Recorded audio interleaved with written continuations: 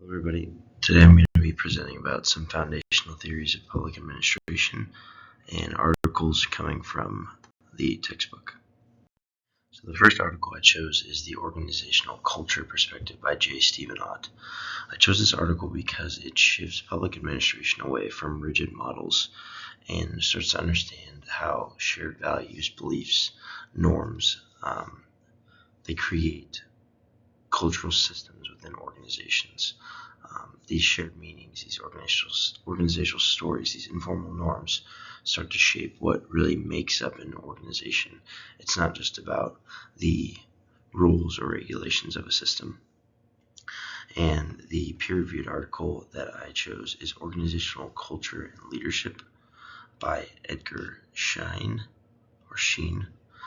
It was published by Jossey Base Journal. And he talks about how leadership and organizational culture are inseparable and how repeated behaviors create shared assumptions.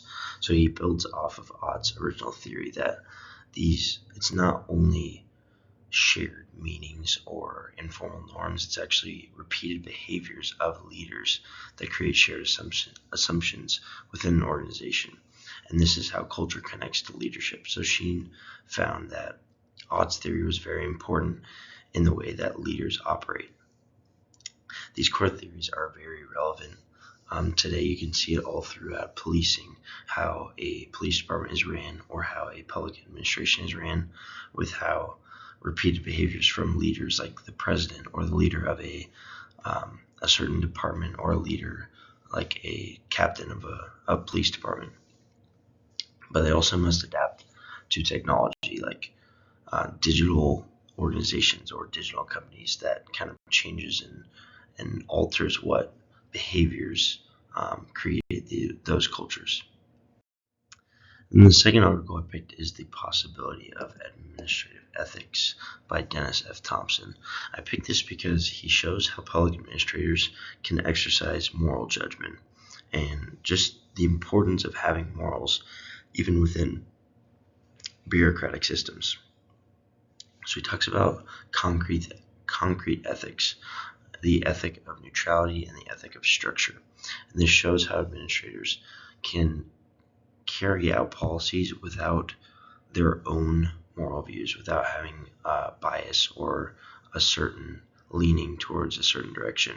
And then the ethic of structure is a moral responsibility to the organization, not just to the administrator.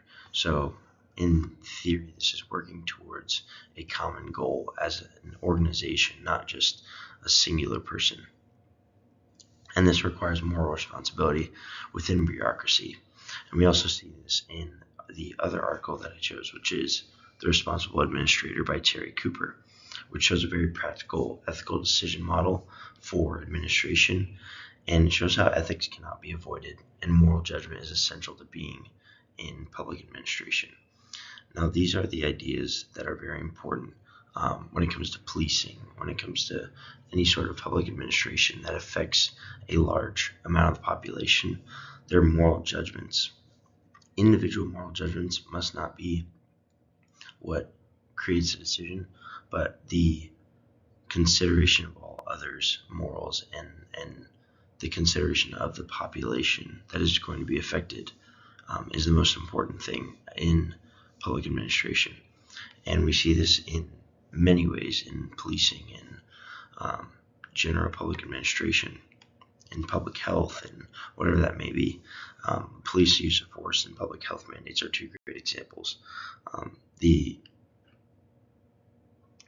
way an administrator must carry out their job or their duty without their own views getting in the way, but also still being responsible morally to an organization.